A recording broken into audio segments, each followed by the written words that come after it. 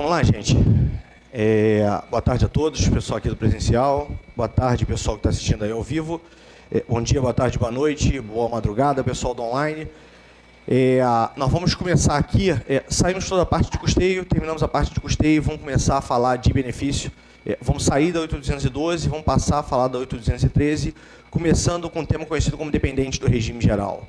Já viu aqui em relação aos beneficiários do regime geral, só para a gente recordar, beneficiários são pessoas físicas que fazem jus a uma prestação previdenciária, seja a prestação benefício ou um serviço. Nós temos duas espécies de beneficiários do regime geral. Ou nós temos os segurados do regime geral como beneficiários, ou nós temos os seus dependentes. A gente vai começar exatamente a aula de hoje com o artigo 16 da 8.213, que trata dos dependentes do regime geral. Em relação a esse tema, nós temos que saber especificamente, iniciar o nosso estudo com o rol de dependentes do regime geral. Nós temos que saber quais são as regras aplicáveis a esses dependentes do regime geral e algumas observações em relação a esse tema. Vamos iniciar, então, o nosso estudo tratando do rol de dependentes do regime geral. Artigo 16 da lei, aqui especificamente, artigo 16, incisos 1, 2 e 3. Depois eu vou deixar isso aqui na tela, mas só para não ficar com isso aqui eu na frente do slide, é o seguinte. Os dependentes do regime geral são divididos em três classes, tá? Classes 1, 2 e 3. Os dependentes da classe 1 são os dependentes que nós chamamos de dependentes preferenciais. Depois nós temos classes 2 e 3. Então, primeira coisa a saber em relação ao dependente, quem são esses dependentes? Qual é o rol de dependentes? Então, a primeira coisa para estudar em relação a dependente é conhecer o rol. Infelizmente, a gente tem que fazer uma decorada da lei para saber quem são esses dependentes do regime geral. Dependentes, como eu falei, são divididos em três classes. Classe 1, cônjuge, companheiro ou companheira, filho não emancipado de qualquer condição, menor de 21 anos ou então inválido, ou que tenha deficiência mental ou intelectual ou deficiência grave. Classe 2, pais. Classe 3, irmão. E aí, quando eu falo irmão, quem já estudou a classe 1 e sabe a regra para filho, é a mesma regra para o irmão. Então, é irmão não emancipado de qualquer condição, menor de 21 anos ou então inválido, ou que tenha deficiência intelectual ou mental ou deficiência grave. Então, primeira coisa a saber, quando vocês forem estudar a Lei 8.213, artigo 16, é decorar esse rol de dependentes do regime geral. Beleza? Cônjuge, companheiro ou companheira, filho não emancipado de qualquer condição, menor de 21 anos ou então inválido, ou que tenha deficiência intelectual ou mental ou deficiência grave. Classe 2, os pais. Classe 3, o irmão. Lembrando o seguinte, esse slide vocês têm em casa, não é isso? Precisamos copiar exatamente agora o rol de dependente. É mais importante depois vocês lerem esse rol de dependente e nós sabermos como é que nós vamos aplicar regras em relação a esses dependentes, tá bom? Vou fazer casos práticos aqui, para a gente entender essa lógica aqui. Lembrando, tem que depois ler a lei com calma e decorar esses três incisos, tá? Esse rol de dependente, eu vou falar aqui várias vezes durante o curso. Vamos lá. Vou fazer um caso prático, tá? Vamos imaginar o seguinte, você tem aqui João, segurado do regime geral, casado com Maria, e esse casal, ele tem 3 filhos, todos eles menores de 21 anos, todos eles não emancipados. Só que João ainda tem uma mãe que depende dele economicamente, e João ainda tem um irmão que depende dele economicamente. Perfeito? Irmão, menor de 21 anos, não emancipado, que depende de João economicamente. Vamos imaginar que, infelizmente, João veio a falecer, tendo em vista o óbito de João. O óbito de João é o evento que enseja a concessão de um benefício a favor dos seus dependentes, conhecido como pensão por morte. Não vamos entrar no mérito de como se calcula o valor da pensão por morte, vamos simplesmente falar que o valor já foi calculado e o valor da pensão por morte encontrado pelo INSS é o valor de R$2.000. Qual é a primeira regra aplicável aos dependentes do regime geral?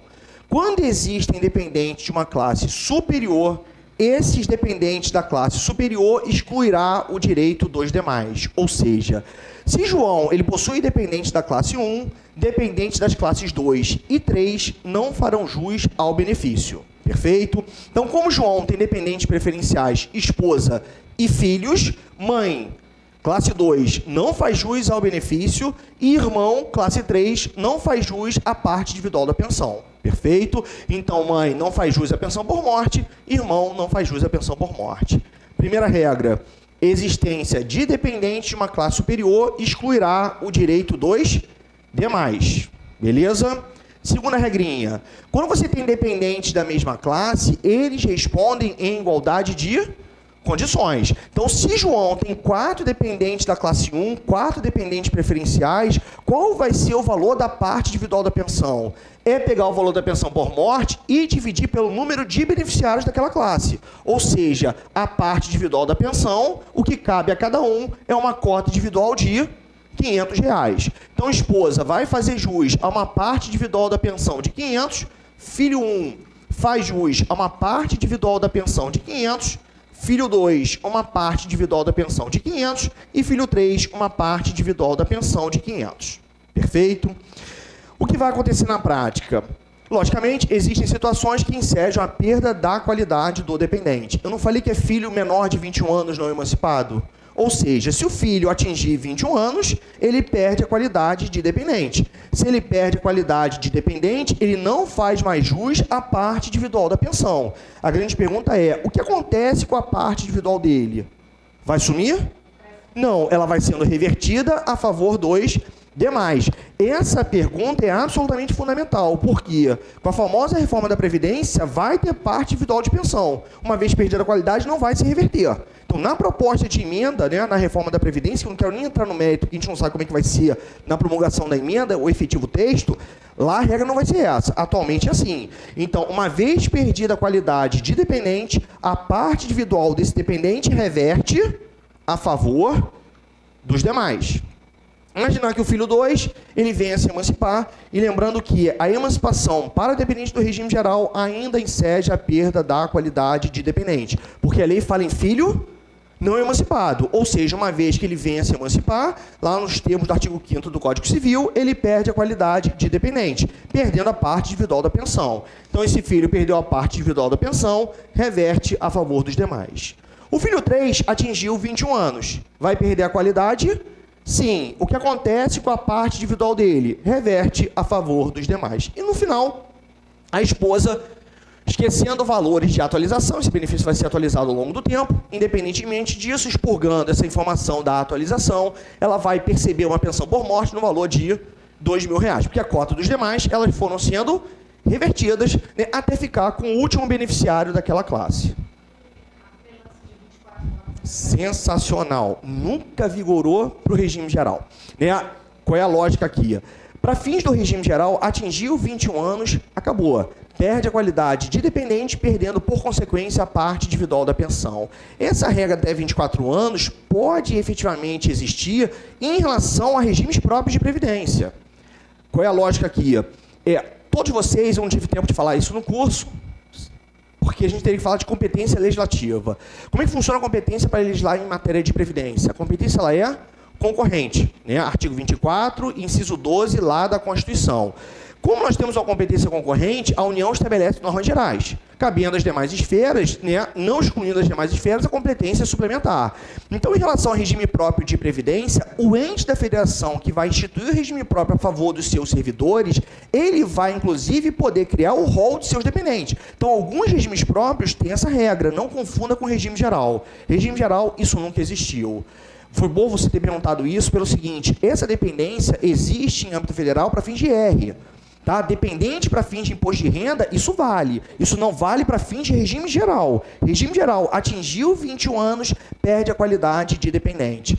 Sumulado isso, tá? Súmula 37 da TNU. Quem quiser colocar a observação, súmula 37 da TNU. A súmula 37 da TNU fala exatamente a sua pergunta. O que a súmula fala?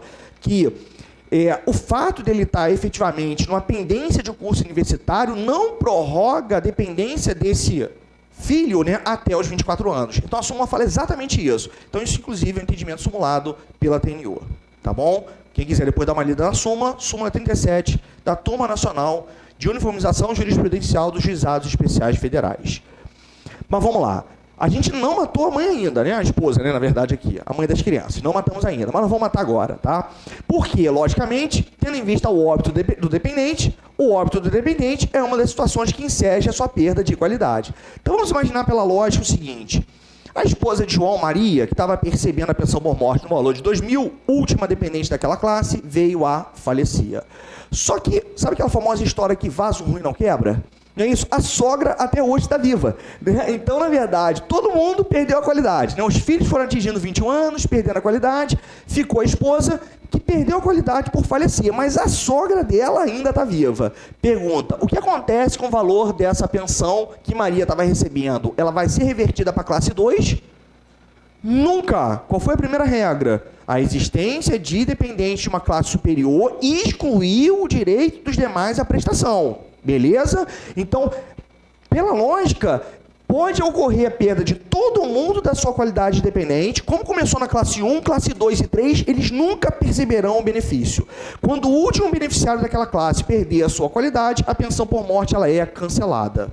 Viram a lógica? Então, ainda que a mãe de João esteja viva, a cota, a parte individual da pensão, na verdade, no caso, a pensão por morte em si, não se reverte a favor dela. Vai morrer com o último beneficiário daquela classe. Beleza? Outra informação importante. Todos viram que, no caso prático, eu desenhei esposa e filhos, não é? Em algum momento eu falei que eles dependiam economicamente de João, mas quando eu falei de mãe, eu me preocupei. E falei o seguinte, desenhei a mãe e qual foi a coisa que eu falei, a observação? Mãe que depende de João economicamente. Irmão menor de 21 anos, não emancipado, que depende de João economicamente. Por que no exemplo prático eu me preocupei em falar em dependência econômica? Porque a dependência econômica dos dependentes da classe 1, ela é presumida, enquanto que das demais classes tem que ser devidamente comprovada. Então, qual é a terceira regrinha aplicável aos dependentes? Os dependentes preferenciais, dependentes da classe 1, a dependência econômica ela é presumida, salvo os equiparados a filho, menor tutelado e o enteado. Menor tutelado e o enteado, que são equiparados a filho, eles são dependentes da classe 1, mas a dependência econômica deles não é presumida, ela tem que ser devidamente comprovada. São dependentes da classe 1 que fogem à regra da dependência econômica presumida, tem que ser devidamente comprovada. Então vamos revisar? Dependente da primeira classe, dependente da classe 1, a dependência econômica ela é presumida, salvo os equiparados a filho, salvo o menor tutelado e o enteado, que apesar de serem dependentes preferenciais, eles fogem da regra da dependência econômica presumida, tem que ser devidamente comprovada, como é o caso das classes 2 e 3. Tá? Classes 2 e 3 sempre terá que ser comprovada a dependência econômica. Sempre. Então, se a mãe não depender de João, imaginar que João não tenha dependentes preferenciais, não tem classe 1, quem faz jus? Mãe. Só que a mãe não depende economicamente de João. Vai ela perceber a pensão? Não, porque tem que comprovar a dependência econômica. Beleza? Classes 2 e 3, dependência econômica sempre terá que ser comprovada. Alguém, na verdade, ficou um pouquinho assustado quando eu falei de equiparados a filho, o menor sob tutela e o enteado? Só eles? Menor sob guarda.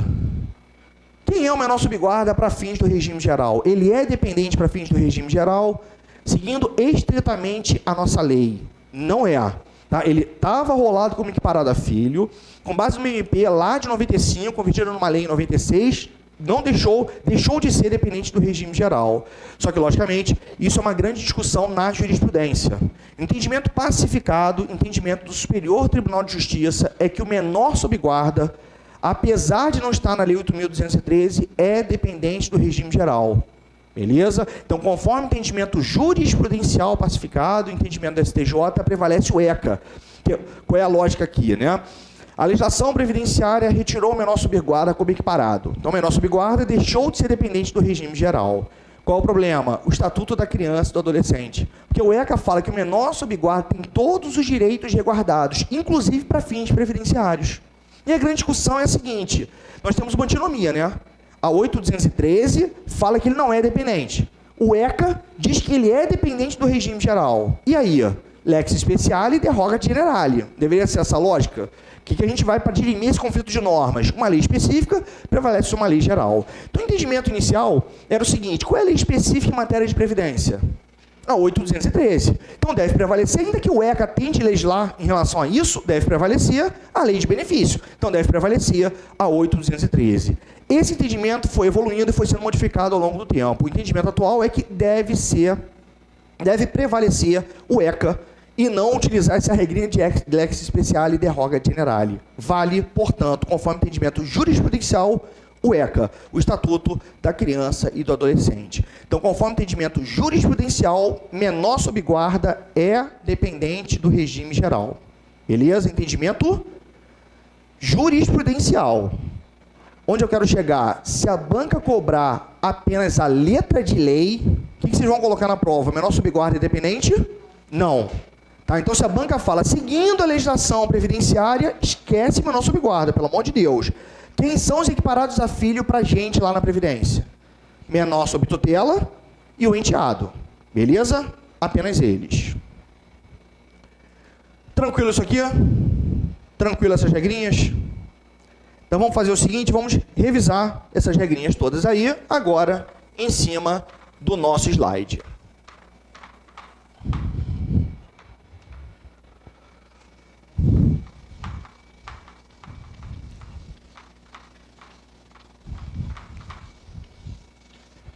Vamos lá. Vamos então para o nosso slide. Vamos mais uma vez revisar o rol de dependentes para a gente lembrar aqui no curso. Vamos lá. Quem são os dependentes do regime geral? Dependentes estão divididos em 3 classes. Classe 1, dependentes preferenciais.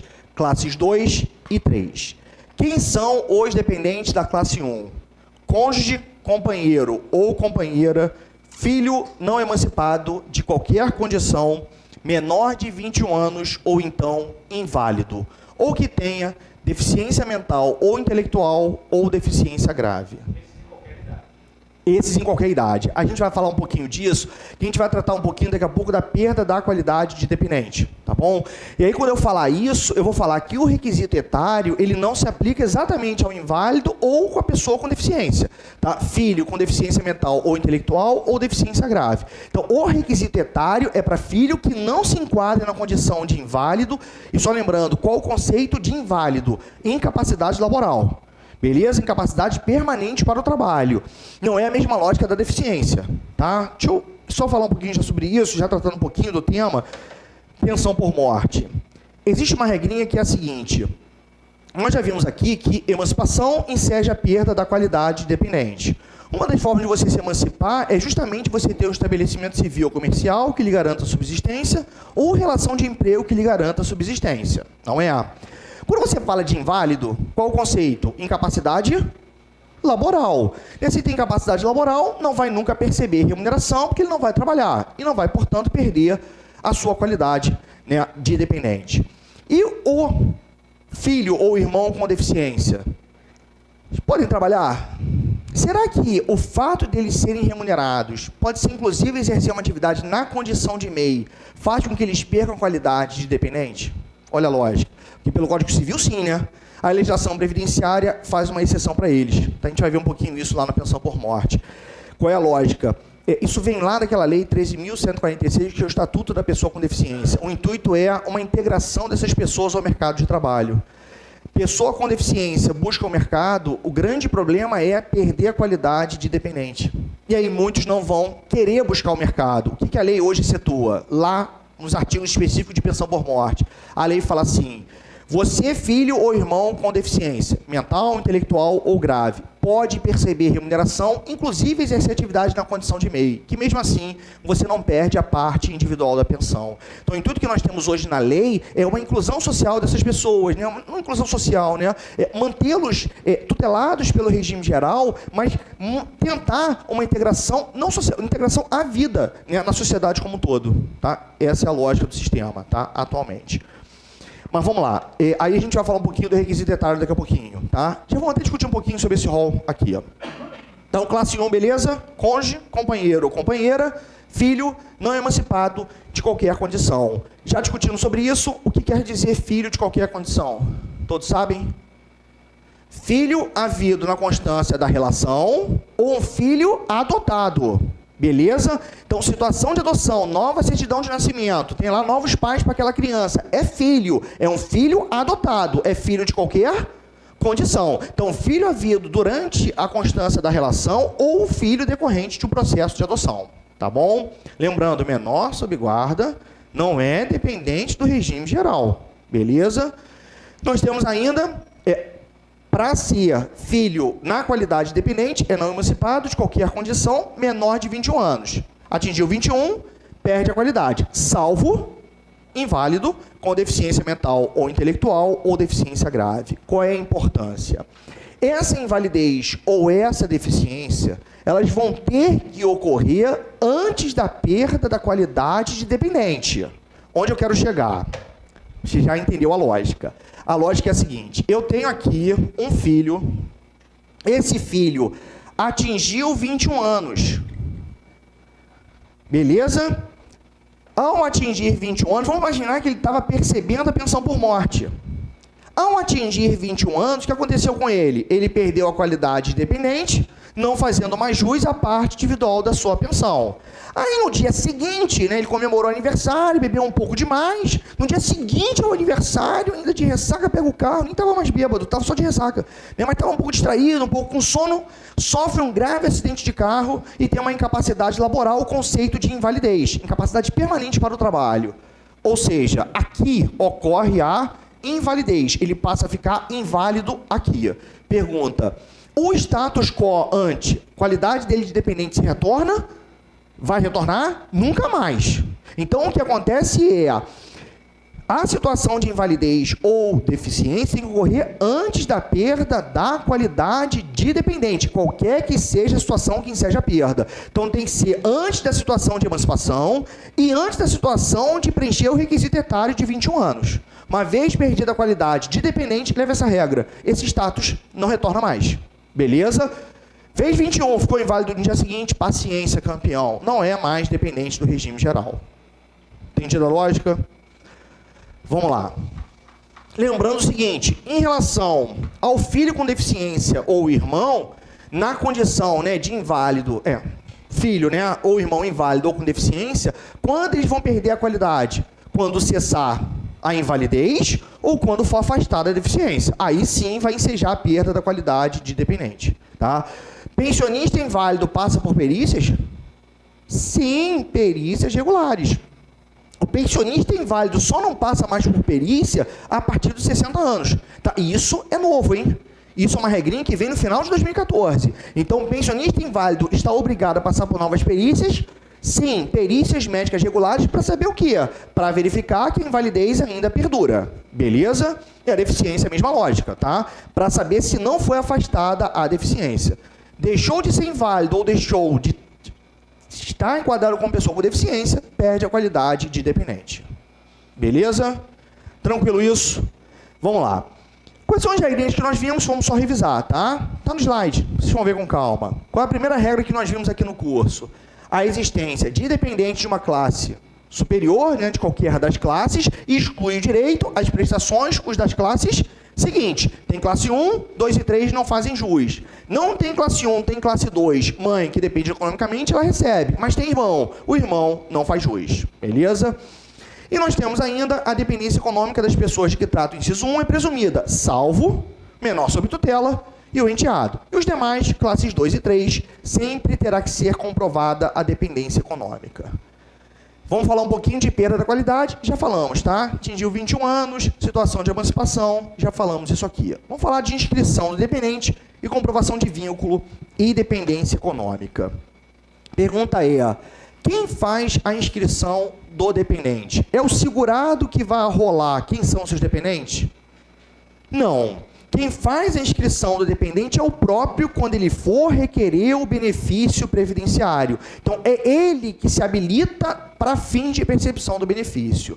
Então, quem quiser anotar a observação é: quem faz a inscrição do dependente é o próprio. Então, quem faz a inscrição do dependente é o próprio. Quando do requerimento do benefício previdenciário. Beleza? Então, quem faz a inscrição do dependente é ele mesmo, tá? É o próprio. Quanto do requerimento do benefício previdenciário? Deixa eu perder 3 minutinhos, né? Tanto o pessoal do online quanto o pessoal aqui no presencial, já adiantando um pouquinho a matéria, falando de benefício em si. João é segurado aposentado do regime geral, tá bom? Casado com Maria, também aposentada pelo regime geral. Esquecendo a proposta de emenda, pelo amor de Deus, que isso aqui vai acabar, tá? Mas vamos lá. Vai acabar isso aqui, que é uma coisa esdrúxula e draconiana. Mas vamos lá. João, ele, na verdade, está recebendo a sua aposentadoria por ser um segurado do regime geral. João veio a falecer. Pergunta: pode a aposentadoria automaticamente ser convertida em pensão por morte? Qual vai ser o valor da pensão se ele está aposentado? Exatamente o valor dos seus proventos de aposentadoria. Se ele recebia 1.000, pensão por morte em 1.000. 2.000, pensão por morte 2.000. Então, a pensão por morte percebida por Maria seria o mesmo valor que João recebia. A pergunta que eu faço, então, é: João, aposentado, vai deixar, tendo em vista seu óbito, pensão por morte em favor do seu dependente, que é Maria. A pergunta é: permite-se a conversão automática do benefício de João para o benefício de Maria? A resposta: nunca. Por quê? São beneficiários distintos. Ele recebe na qualidade de segurado, ela vai receber na qualidade de... e ela tem que se habilitar na condição de dependente de João. Então, por isso que quem faz a inscrição do dependente é quem? Ele próprio. Ele se habilita como dependente e aí ele faz jus à pensão por morte. Impossível converter automaticamente. Beleza? Pergunta: converte-se automaticamente auxílio reclusão em pensão por morte? Tratando um pouquinho de benefício. João está lá cumprindo pena privativa de liberdade na unidade carcerária, casado com Maria. E vamos imaginar que as condicionantes foram implementadas, Maria faz jus ao auxílio reclusão. Maria recebe auxílio reclusão, foi deixado, tendo em vista o recolhimento à prisão do segurado, ela recebendo benefício na qualidade de dependente. João veio a falecer dentro da unidade carcerária. Pergunta: permite-se a conversão automática de auxílio reclusão em pensão por morte? Sim. Por quê? O benefício é para o mesmo beneficiário. Quem vai continuar recebendo? É ela mesma. Viram a lógica? Então, pelo amor de Deus, quem faz a inscrição do dependente é ele, quando ele vai se habilitar para fins de percepção do benefício, seja pensão por morte, seja auxílio reclusão. E nós vimos aqui que tanto o menor tutelado, quanto o enteado, quanto os dependentes das classes 2 e 3, eles vão ter que comprovar a dependência econômica, é isso? Para comprovar a dependência econômica, o que é necessário? Quem quiser anotar, tem que apresentar no mínimo 3 documentos perante o INSS. Então, comprovação de dependência econômica exige a apresentação de, no mínimo, 3 documentos, tá bom? Então, para comprovar tanto dependência econômica, pode até colocar aí, tá? Quanto vínculo, tem que apresentar, no mínimo, 3 documentos perante o INSS.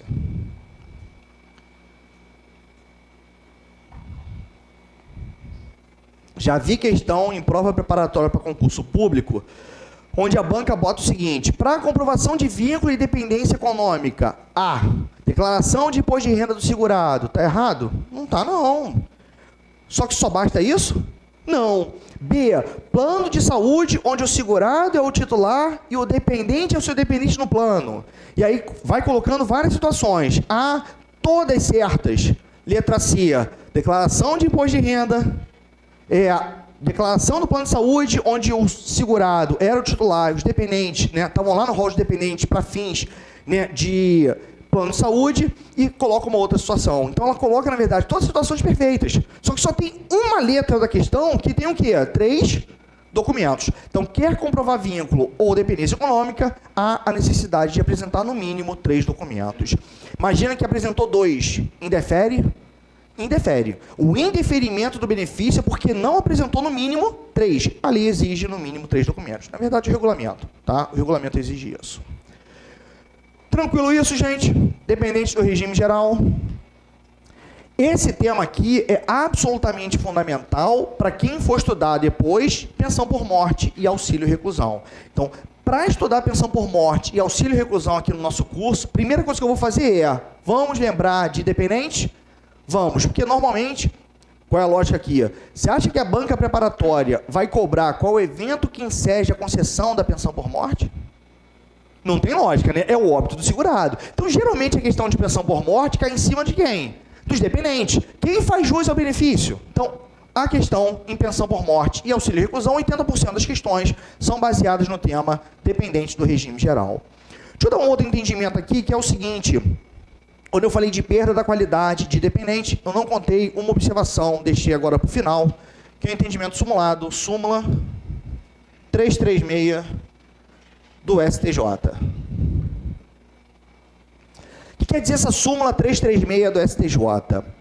Em relação a cônjuge, companheiro ou companheira, quando existia uma separação judicial, uma separação até mesmo de fato, ou então um divórcio, cônjuge, companheiro ou companheira, lembrando, companheiro ou companheiro, quando não existir mais a união estável, tá? Quando tiver a cessação da união estável. Fala como um bolo só, tá? Então, ocorrendo divórcio, separação judicial, separação de fato, né, de cônjuge, ou então situação, né, de um casal, ou então situação de dissolução de união estável, situação de companheiro ou companheira, o ex-marido ou a ex-esposa, ou o ex-companheiro ou a ex-companheira só vai continuar a ser dependente se perceber a prestação de alimentos. Tá? Então, tem que existir a prestação de alimentos para fins de que ele continue sendo dependente do regime geral. Então, imagina o seguinte, você tem um segurado aqui, ele era casado, aí ocorreu o divórcio, beleza? Só que Maria passou a receber prestação de alimentos. Pergunta, Maria continua sendo dependente de João? Sim. Aí agora, João, ele vai lá e passa a manter uma união estável com Joana, tá bom? E aí, Joana, sua companheira. Pergunta, quem faz jus à pensão por morte? Briga de guarda-chuva no INSS, não é isso? Que ambas vão fazer jus à pensão por morte. Como nós temos dois dependentes da classe 1, pensão por morte pela metade para uma, pensão por morte pela metade para outra, tá? Por isso que é a briga, a famosa briga lá no INSS, tá bom? Então, para continuar sendo dependente, tem que ocorrer, tem que existir a prestação de alimentos. Mas vamos imaginar, que vocês estão muito acostumados a isso, vamos imaginar o seguinte, né, para quem trabalha lá com vara de família, teve divórcio, tá bom? E lá na ação, lá na vara de família, de divórcio, a Maria, quando tem lá a audiência, ela chega para o juiz e fala o seguinte, olha só, Vossa Excelência, eu não quero nada desse crápula, não é isso? Esse cara eu não quero nada, eu não quero nenhum centavo desse cara. Então, ela abre mão de alimentos, tá? Então, na ação de divórcio, ela abriu mão de alimentos. Então, não existe a prestação de alimentos. Mas existe lá a prestação de alimentos para filhos. Mas filhos ela é obrigada a receber, porque é um bem disponível. Ela vai administrar os bens das crianças. Tá? Então, isso ela não pode abrir mão, mas o dela ela pode, não pode? Pode. Ela vai lá, abre mão. Ela é dependente? Não. Aí, na verdade, o que acontece? Ela, depois de um certo tempo, a mágoa vai passando, não é isso, meninos? A mágoa vai passando ao longo do tempo, e ela, como ele é pai dos filhos dela, inevitavelmente eles têm que se comunicar, né? Pegar a criança, uma festa de alguém, e aí nessa história de se comunicar, eles voltam a ser amigos. E diante da grave crise econômica, é difícil isso acontecer, mas vamos imaginar que eles voltem a ser amigos. Diante da grave crise econômica, Maria ficou desempregada. E ela fala assim, João, tivemos tantos momentos bons, não é isso, João? Vamos fazer o seguinte, né? A mágoa já foi esquecida já há um certo tempo. Estou precisando, diante da grave crise financeira, de uma ajuda. E aí João fala assim, que isso, ex-amor? Né? Que isso, meu amor? É o seguinte, eu já estou com Joana, não tem problema, mas Joana também é cabeça aberta. E ela fala, poxa, ajuda mesmo sua ex-esposa. Acho que vale, né? Mande seus filhos, ajuda lá a sua ex-esposa. Isso nunca vai acontecer, né? Joana nunca vai fazer isso. Vamos imaginar que ela faça. E aí, na verdade, João passa a ajudar Maria. Existe a prestação de alimentos na ação de divórcio lá? Não, ela abriu mão, não é isso? Mas existe uma dependência econômica superveniente? Existe. E João paga todo mês o aluguel dela, ou dá para ela um valor mensal de 2.000 para ajudar nas despesas, né? Despesas do dia a dia. Aí João veio a falecer. E agora? Ela é dependente ou não? Súmula 336 do STJ. O que diz o STJ? Ainda que a ex-esposa, ela fala em ex-esposa, ela é esse, né? Hoje, igualdade, ou seja, ex-esposa, ex-marido, ex-companheiro, ex-companheira. Então, a súmula fala de ex-esposa, tá? Ainda que a ex-esposa abra mão de alimentos na ação de divórcio, ela vai fazer jus à pensão por morte se existir a dependência econômica superveniente. Então, existindo a dependência econômica, após ela abrir mão de alimentos, ela volta a ser dependente de João. Beleza? Súmula 336 do Superior Tribunal de Justiça. Então, a ex-esposa faz jus à pensão por morte, ainda que ela tenha aberto mão de alimentos na ação de divórcio, se existir a dependência econômica superveniente. E se, por exemplo, essa prestação de alimentos for por um tempo determinado? Então, aí vai depender de quando ocorre o óbito. Se o óbito ocorrer. Isso. Acabou. Beleza. Se durante... você tem que fazer uma fotografia, tá? Quando são implementadas as condicionantes para fim de percepção do benefício? Quando ocorre o óbito? Ponto. É aqui, existia a prestação de alimentos? Sim. Ela é dependente? Sim. Porque geralmente faz o seguinte, né? Uma ação de vara de família. Separou. A esposa não trabalhava porque, na verdade, ele não pedia, né? Ela demonstra que ele não queria que ela trabalhasse. Foi o caso da minha cunhada, tá? Ela demonstrou e o juiz falou assim, tá bom, mas você, poxa, você é nova. Toda a condição de voltar ao mercado. Eu falei o seguinte, vai receber a prestação de alimentos do marido por 2 anos. Ele faleceu dos 2 anos, ela é dependente? Sim. Após os 2, acabou. Ela perdeu a qualidade. Tá? Porque para ser dependente, tem que existir o quê? A prestação de alimentos. Tá? Se não receber mais, ponto final, deixou de ser dependente. Bom, foi o que aconteceu com aquela Stephanie Brito, separou do papo, né? E isso recebeu durante um certo tempo. Exatamente. Minha cunhada foi o mesmo caso. Se tivesse morrido ali, ela estava rica. Não estava rico que pelo regime geral, ninguém fica rico, gente. Pensão por morte do regime geral sendo deixada é de no máximo R$ 5.531,31. Tá bom? Vamos lá. Tranquilo isso? Beleza? Dúvida sobre dependente? Só uma pergunta. Quando você fala de companheiro e companheira, já está classificada a questão de pessoas do mesmo sexo? Sim, há muitos, na verdade, antes mesmo do entendimento do Supremo. Tá? Para a gente, existia uma ação civil pública e já era uma decisão que havia sido exarada, que a Previdência, na própria IN, já tinha no corpo do seu texto, falando, olha, ainda que seja relação entre pessoas do mesmo sexo, a Previdência reconhece a união estável, portanto, companheiro ou companheira vai fazer jus à prestação de alimento. Desculpa, à pensão por morte, tá? Ou pensão por morte ou auxílio reclusão, tá? Dependendo de qual seja a prestação, tá? Vamos lá. Vamos falar um pouquinho desse tema, manutenção e perda da qualidade de segurado. Quem quiser anotar o artigo, é artigo 15 da Lei 8.213 de 91. Então, próximo tema nosso, artigo 15 da Lei 8.213, que é um tema que talvez vocês não conheçam nessa nomenclatura, mas muitos de vocês já devem ter escutado falar no tal do período de graça. Já escutaram falar? Exatamente esse tema. É o tema onde o segurado mantém a sua qualidade, independentemente de estar vertendo contribuições para o sistema. Sobre esse tema, nós temos que saber que período de graça é esse, algumas observações e quando efetivamente ocorre a perda da qualidade desse segurado. Tá? Vamos por partes, vamos fazer o seguinte, com a maior calma do mundo, tema absolutamente relevante, já caiu na prova de vocês, tá? Em outros anos.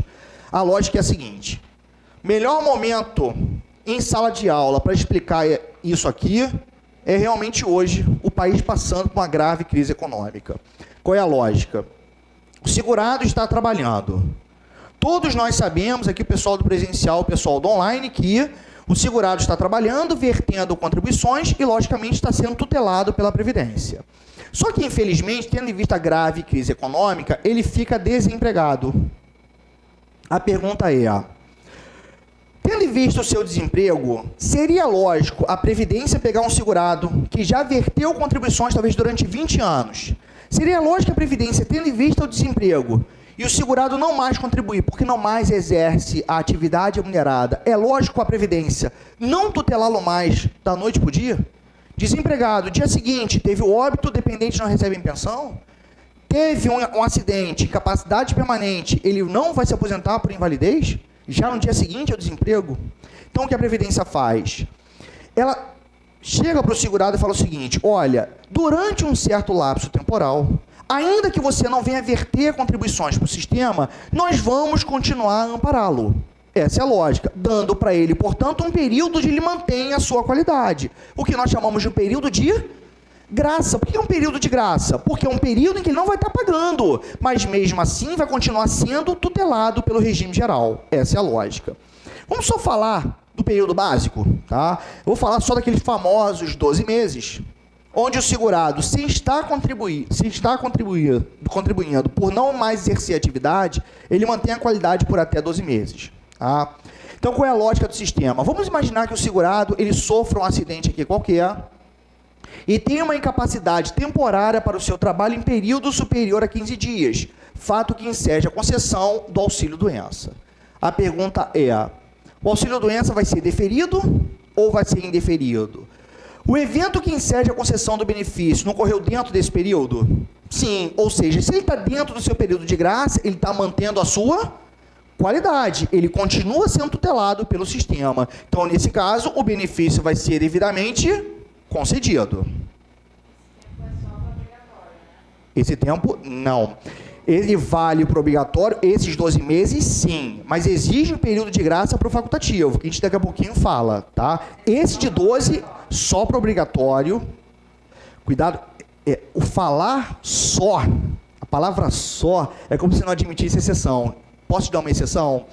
Esse inciso 12, desculpa, o inciso 2 do artigo 15 fala assim: deixar de contribuir por não mais exercer uma atividade remunerada, se tiver suspenso ou licenciado sem remuneração, e eu vou no regulamento, tá? Ou deixar de receber benefício por incapacidade. Tá? No regulamento tem mais uma situação. No mesmo inciso, a pergunta é a seguinte: o facultativo, ele mantém a qualidade se deixar de contribuir por 6 meses. Mas o facultativo, ele pode receber um auxílio-doença, não pode? Na volta do auxílio-doença, qual o período de graça dele? 12. Tá? Por quê? Porque ele deixou de receber benefício por incapacidade. Aí vem para essa regra aqui, ó. Tá? A aula é cultura, tá bom? Isso aí tá lá na IN, na verdade, não tá nem na lei nem no regulamento, tá? Então, lá diz que o facultativo, depois que voltar de um benefício por incapacidade, mantém a qualidade por até 12 meses, tá? Ele vai para a regra geral. Mas vamos lá. Vamos só falar do básico, esquecendo as exceções? Vamos falar o seguinte. O evento foi aqui. O que eu quero mostrar é o evento sendo aqui. Imagina que o acidente ocorreu após esse período de 12 meses, tá bom? Em um momento que o segurado já perdeu a sua qualidade. Ele continuava tutelado pelo sistema? Não. Então, esse período não é um período ad eterno. Vai ter um lapso temporal de tutela. Depois disso, o que acontece com ele? Ele não é mais amparado pelo sistema. Numa situação como essa, se ele entrar com auxílio-doença, o benefício vai ser indeferido. Beleza? Esse assunto ele é fundamental para o segurado, a gente está vendo, mas é fundamental para o dependente. Por que isso? Imagina que o segurado estava trabalhando, ficou desempregado, mantém a qualidade por até 12 meses.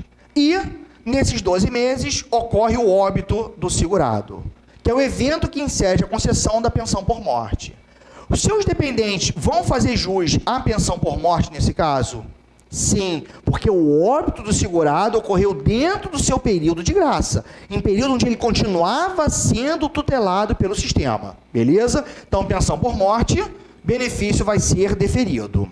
O problema é o óbito ocorrer aqui. Se o óbito ocorrer após a perda da qualidade de segurado, o segurado já não tinha mais a tutela do sistema. Por consequência, seus dependentes também não. Então, se o óbito ocorrer em um momento onde o segurado já perdeu a sua qualidade, infelizmente, a pensão por morte, regra geral, será indeferida. E, professor, regra geral, tudo em direito tem o famoso depende. Professor, por que existe o depende? Súmula 416 do STJ. Observação, então, no caderno, pessoal que estiver online aí, súmula 416 do Superior Tribunal de Justiça. O que diz a súmula? Vamos imaginar que o segurado, vou interpretar a súmula para vocês, tá? Vamos imaginar que o segurado, ele já tinha preenchido todas as condições para se aposentar pelo regime geral por tempo de contribuição, tá? Então, ele já preencheu o tempo necessário, 35 anos, e já tinha a carência necessária de, no mínimo, 180 contribuições mensais. Só que ele não se aposentou por tempo. Tá? Ele tinha as condições, implementou as condições, mas ele não entrou com pedido de aposentadoria. Por quê? Porque quando ele viu o cálculo dele, ele viu que ele não conseguia flexibilizar a aplicação do fator, tinha a aplicação do fator no cálculo do benefício dele, e esse fator estava diminuindo o valor do benefício. Aí ele fala, não me interessa aposentar agora, eu quero ter mais tempo, mais idade, para o fator influenciar menos no meu cálculo. E aí eu tenho um benefício de valor maior. O que ele faz então? Não se aposenta. Fica desempregado. Não se aposenta. Isso não vai acontecer, né? Se ele ficar desempregado, ele vai se aposentar imediatamente. Mas no meu caso, ele não vai querer se aposentar, tá bom? Ficou desempregado. E perdeu a qualidade. Olha que coisa. Podia se aposentar, ficou desempregado, não se aposentou e perdeu a qualidade. E veio a falecer. Pergunta, nesse caso, seus dependentes fazem jus à pensão por morte? Por quê? Porque ele já tinha todas as condições para se aposentar antes do seu óbito. Então, ele já tinha um direito adquirido. Ele já tinha um direito já incorporado ao seu patrimônio jurídico. Então, na verdade, nenhuma lei posterior pode tirar esse direito dele. Então, se o óbito ocorria, mesmo o segurado tendo perdido a qualidade, mas ele já tendo implementado as condições para se aposentar antes do óbito, aí, nesse caso, a pensão por morte será concedida. Viram a lógica? A regra é, perdeu a qualidade, faleceu. Os dependentes fazem jus à pensão? Não, só vai fazer jus à pensão se ele já pudesse se aposentar na data do seu óbito. Tá bom? Vamos lá, gente, para vocês nunca mais esquecerem isso aqui, lógica do sistema. Vamos lá, meninos, vocês aqui em sala. Vocês estão trabalhando, ficaram desempregadas.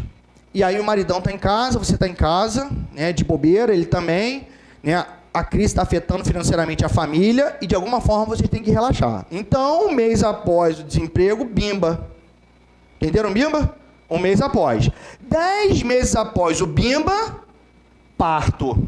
Um dos eventos que enseja a concessão do salário e maternidade. Beleza? Pergunta. Nesse caso, vocês, meninas, vão fazer jus ao salário e maternidade? Sim. Por que sim? Porque o evento que é o parto ocorreu dentro do período de graça. Onde eu quero chegar? Vocês, na verdade, tendo visto a crise, nem se encontram. 10 meses após uma briga, vocês vão fazer as pazes. Então, 10 meses após o desemprego, aqui tem o bimba. E o parto ocorre aqui. Pergunta. Vocês vão fazer jus ao salário e maternidade? Não, porque o evento não é o bimba, o evento é o parto, ou seja, o evento que enseja a concessão do benefício tem que ocorrer dentro do período de graça. Parece uma brincadeira, mas não é. Por que eu estou falando isso? O segurado sofreu um acidente aqui, requereu o auxílio-doença aqui. Gente, quando é o evento no requerimento? Não. Se ele comprovar que o acidente ocorreu dentro do período de graça, o auxílio-doença vai ser concedido? Vai. Então, o evento que enseja a concessão do benefício tem que ocorrer quando? Dentro do período de graça. Após a perda da qualidade, o segurado ou seus dependentes não mais farão jus ao benefício da Previdência. Entendida a lógica? A pergunta é, que prazo é esse? Né? Quais são esses prazos que nós temos na legislação previdenciária? É um prazo indefinido, prazo de 12 meses, prazo de 3 meses... prazo de 6 meses. O que nós temos que fazer a partir de agora é conhecer que prazos são esses.